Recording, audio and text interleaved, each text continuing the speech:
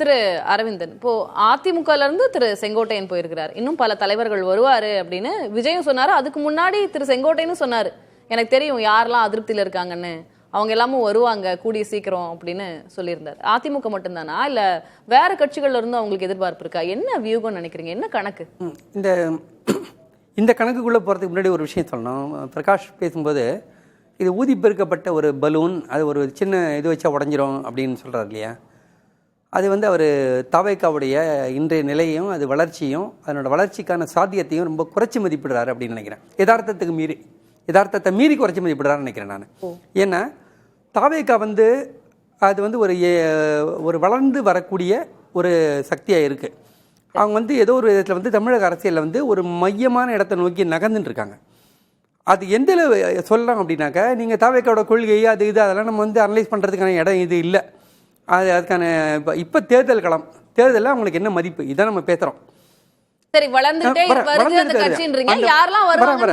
அந்த வளர்ச்சி சொல்றது ஒரே விஷயம் என்னன்னா, அவரை எதிர்க்கிறவங்களுடைய பதற்றம் இருக்கு இல்லையா, அதுல அந்த வளர்ச்சியினுடைய வலிமையை நம்ம புரிஞ்சுக்கலாம். இதை முதல்ல நம்ம தெரிஞ்சுக்கணும்.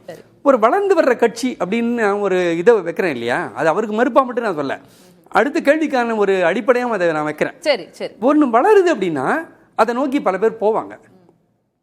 செங்கோட்டையன் அதனோட ஒரு முதல் அறிகுறி. இப்போ செங்கோட்டையன் வராரு. இப்போ செங்கோட்டையன் வயசு 77. அவர் கிட்டத்தட்ட 77லேருந்து அவர் அரசியலில் இருக்கார். 77வது ஆண்டுலேருந்து 1977லேருந்து அவர் இந்த 50 ஆண்டுகள் கிட்டத்தட்ட அவர் அரசியலில் இருக்கார் அவர் இல்லையா? இந்த 50 ஆண்டுகளில் அவர் இப்போ அதிமுகலேருந்து இங்கே வந்திருக்காரு. அதிமுகவில் அவருடைய இடம் என்னன்றது தெரியாது நேற்று வரைக்கும். இன்னைக்கு இங்கே வந்த உடனே அவர் மிகப்பெரிய ஒரு பொறுப்பும் பதவியும் ஒரு முக்கியத்துவம் கொடுக்குறாங்க. இது வரைக்கும் செங்கோட்டையன் இந்த அளவுக்கு ஒரு இதனோட மையமாக, ஒரு விவாதத்தோட மையமாக ஆனதோ, பேசு பொருள் ஆனதோ எப்போ நடந்தது? அவர் தாவேக்காவுக்கு வந்ததுக்கு அப்புறமா அவரோட முக்கியத்துவம் கூடுது, அவரோட ரோல் கூடுது, அவரோட அனுபவம் அவங்களுக்கு தேவைப்படுது. தாவேக்காவுக்கு ஒரு விஷயம் இருக்குங்க, அந்த தலைவருக்கு ஒரு மாஸ் அப்பீல் இருக்குது. மக்கள் உணர்ச்சி வசப்பட்டு ரொம்ப ஒரு இதோட பேஷனோட அவருடைய ரசிகர்கள் அல்லது அவருடைய கட்சிக்காரங்க ஆதரவாளர்கள் இருக்காங்க. இது நமக்கு தெரியுது. நம்ம விரும்புகிறோமோ விரும்பலையோ அது தெரியுது. அந்த பேஷன் இருக்குன்றதை நம்ம பார்க்க முடியுது. நிறைய பேருடைய பேச்சில் அது தெரியுது. இந்த சமயத்தில் அவருக்கு இல்லாத ஒரு விஷயம் என்னன்னாக்கா, இந்த அப்பீலை வாக்குகளாக மாற்றுறதுக்கான அந்த சேனலைசிங் லிங்க்ஸ் இருக்கு இல்லையா, அந்த ஒரு டூல்ஸ் இருக்கு இல்லையா, அது அவருக்கு தேவை. அதை செங்கோட்டையன் மாதிரியான அந்த கட்டமைப்பும் தேவை. செங்கோட்டையன் மாதிரி கள அனுபவம் உள்ள, பழுத்த அனுபவம் உள்ள கட்சி அரசியலில், தேர்தல் அரசியலில், கலாசியில் ஊறி போனவங்க அவருக்கு வேணும். அதனோட முதல் தொடக்கமாக தான் நான் செங்கோட்டையனை பார்க்குறேன். செங்கோட்டையன் அவர் கிடைச்சிருக்கூடிய இடத்தை பார்த்த உடனே அது மற்ற பல பேருக்கு நம்ம ஏன் போகக்கூடாதுன்ற எண்ணத்தை ஏற்படுத்தலாம். நான் கேட்குறேன், ஏன் ஓபிஎஸ்க்கு தோணக்கூடாது? ஓபிஎஸ் இன்னைக்கு எந்த இடத்துல இருக்காரு? அவர் அதிமுக திரும்ப வர்றேன்னு சொல்லிட்டு அவர் எவ்வளவோ விருப்பம் தெரிவித்தோம். பிஜேபி மாதிரியான கட்சிகள் இது பண்ணியும் எடப்பாடி பிரிஞ்சு போனவங்களை சேர்க்க முடியாதுன்றது தெளிவாக இருக்காரு. இப்போ டிடிவி தினகரனோட நிலைமை என்ன இன்னைக்கு? இப்போ இவங்கெல்லாம் ஏன் ஏதோ ஒரு விதத்தில் வரக்கூடாதுன்னு நினைக்கிறீங்க? அதே மாதிரி நம்ம விவாதத்தில் ஒரு நாள் ஒரு முன்னாள் எம்பி கலந்துட்டார், கேசி பழனிசாமி. அவர் மாதிரியான ஆட்கள் ஏன் வரக்கூடாதுன்னு நினைக்கிறீங்க? ஏன் திமுக எடுத்துங்க, திமுகலேருந்து யாரும் வரக்கூடாது அப்படின்னு சொல்லிட்டு ஏதாவது கண்டிஷன் இருக்கா? இப்போ நீங்கள் போன தேர்தலில் திமுக 173 தொகுதியில் போட்டிக்கிட்டாங்க, 250 தொகுதியில். அதில் கிட்டத்தட்ட 25% தொகுதிகளில் அவங்க போட்டிக்கிடலை. அப்போது அந்த 25% தொகுதியில் இருக்கக்கூடிய திமுக இருக்கக்கூடியவங்களுக்கு அவங்க அடுத்த 5 வருஷத்துக்கு அவங்களுக்கு பவரோட அவங்களுக்கு தொடர்பு கிடையாது. அதில் சில பேர் அப்படி யோசிக்கக்கூடாதா? அதாவது வளர்ந்து வர்ற கட்சியை நோக்கி சில பேர் வருவாங்க. இது பிராக்டிக்கல் பாலிடிக்ஸ் நான் சொல்கிறேன் நான். அப்போது நீங்கள் இன்னார் வருவார் இன்னார் வர முடியாத ஆர்வங்களுக்கு இறங்கிறதுக்கு முன்னாடி யார் வேணால் வரக்கூடும், அது ஓபிஎஸ்ஸாவோ கூட இருக்கலாம். ரொம்ப நுணுக்கமான ரொம்ப முக்கியமான ஒரு பாயிண்ட் சொல்லிருக்கீங்க. நான் திரு பிரகாஷ் கேட்டு நான் திருப்பி அந்த சாத்தியக்கூறு இருக்கு இல்லையா, அந்த சாத்தியக்கூறை நம்ம மறுக்க முடியாது. நமக்கு விஜயனோட அரசியல், விஜயோட இதே நமக்கு பிடிக்குதா இல்லையான்றதை தள்ளி வச்சுட்டு பிராக்டிக்கலா அவர் இப்ப எங்க இருக்காரு, அவர் அட்ராக்ட் பண்ணக்கூடிய இடத்துல இருக்காரா இல்லையா, நம்மளுக்கு அங்க இடம் கிடைக்குமா கிடைக்காதா? நான் புரிஞ்சுக்கிறேன். நான் தொடர்ந்து பேசலாம். திரு பிரகாஷ் அவர் சொல்றது ஒரு வேலிடான பாயிண்ட். இப்போ இவ்வளவு நாட்களாக செங்கோட்டையன் போன்ற ஒரு கட்சியில இருந்தாங்க. இப்போ அவங்களுக்கு தாவேக்கால கொடுக்கப்பட்டிருக்கிற பொசிஷன் என்ன, அவங்களுக்கான ஒரு வெளிச்சம் அப்படின்றது என்ன, மக்கள் கிட்ட அவங்க எப்படி ப்ரொஜெக்ட் பண்ணப்படுறாங்க, அது ஒண்ணு.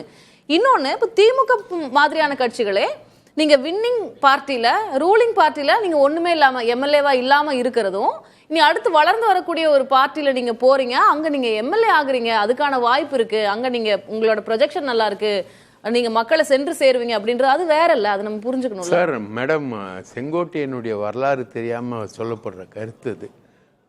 செங்கோட்டையனை வந்து எம்ஜிஆர் அமைச்சராக்கல, ஆனா ஜெயலலிதா வந்து அமைச்சராக்குனாங்க, அந்த மாவட்டத்தில் அமைச்சராக்குனாங்க, செங்கோட்டையனை லீட் பண்ணாங்க. செங்கோட்டையனுடைய திருமண விழாக்களில் வந்து ஜெயலலிதாவுடைய பேச்சு என்பது மிகப்பெரிய அங்கீகாரம், செங்கோட்டையனுக்கு கொடுத்த மிகப்பெரிய அங்கீகாரம். செங்கோட்டையன் ஏதோ நேத்து அரசியலுக்கு வந்து நடிகர் விஜயால மட்டும் அவர் வந்து ப்ரொஜெக்ட் ஆகி மேல நின்னு இல்ல, அப்படி சொல்ல வரல, அப்படி மதிப்பீடு பண்ணல.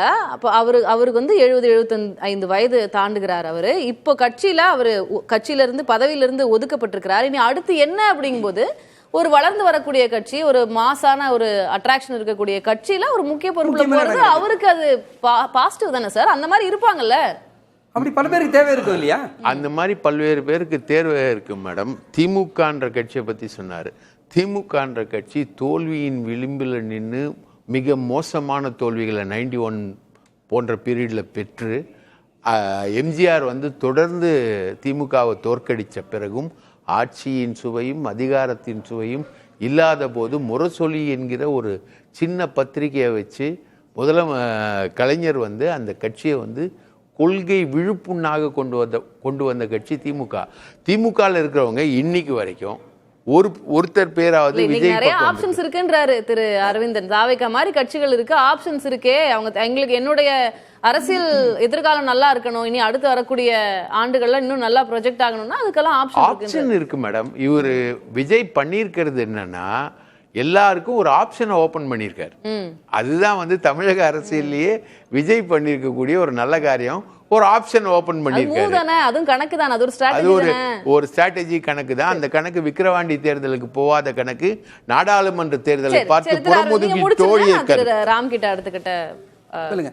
அதான் இப்போ இந்த இது சொன்னார் இல்லையா, ஆப்ஷன்ஸை ஓபன் பண்றாரு இல்லையா, அதுதான் நான் ரொம்ப முக்கியமா கவனிக்கணும்னு நினைக்கிறேன். அதுதான் கணக்குன்றது, அதுதான் ஸ்ட்ராட்டஜி. இப்போ அதிமுகல இருந்து திமுக, திமுகல இருந்து அதிமுக பல பேர் மாறி மாறி மாறி மாறி வந்திருக்காங்க. இதுக்கெல்லாம் என்ன அடிப்படை? அப்படியே கொள்கை குன்றுகளா எல்லாரும் அப்படிதான் மாறுறாங்களா? இவர் கொள்கையை விட்டார் நான் அங்க போறேன், இவர் கொள்கையை விட்டார் நான் அங்க போறேன் போறாங்க. எல்லாம் பிராக்டிகல் பாலிடிக்ஸ், எல்லாம் பவர் பாலிடிக்ஸ், எல்லாம் முக்கியத்துவம் சார்ந்த ஒரு மாற்றங்கள். இதே முக்கியத்துவத்துக்காக, இதே பவருக்காக ஏன் இங்க அங்க அங்கே அங்க போக கூடாது? ஒரு எமர்ஜிங் பார்ட்டி கிட்ட போகணும்னு எல்லாம் நினைப்பாங்க. அப்புறம் இன்னொரு விஷயம் பாருங்க, இங்கே வந்து இப்போ செங்கோட்டை இங்கே வந்த உடனே கோயம்புத்தூர் மாதிரியான ஒரு இடம், முக்கியமான இடத்துக்கு அவருக்கு பொறுப்பு கிடைக்குது. தமிழ்நாட்டில் கோயம்புத்தூர் மாதிரி ஒரு 8 இடம் இருக்குது. சென்னையை சுற்றி உள்ள இடங்கள், மதுரையை சுற்றி உள்ள இடங்கள், கன்னியாகுமரி அந்த பகுதிகள், இந்த பக்கம் திருச்சி அதை சுற்றி உள்ள இடங்கள். இப்போது அதிமுகலேருந்தும் மற்ற கட்சிகள்லேருந்து முக்கியமான ஆட்கள் வந்தால் இந்த மாதிரி 8 மண்டலங்களுக்கு 8 முக்கியமான பொறுப்பாளரை வச்சு விஜயினுடைய கட்சியினுடைய கட்டமைப்பு பயங்கரமா இதாகும். அது அவருக்கு தேவை இருக்கு, அங்க போனா அவங்களுக்கான இடமும் இருக்கு. இது ரெண்டும் ஏன் ஜாயின் ஆகாதுன்னு நினைக்கிறீங்க?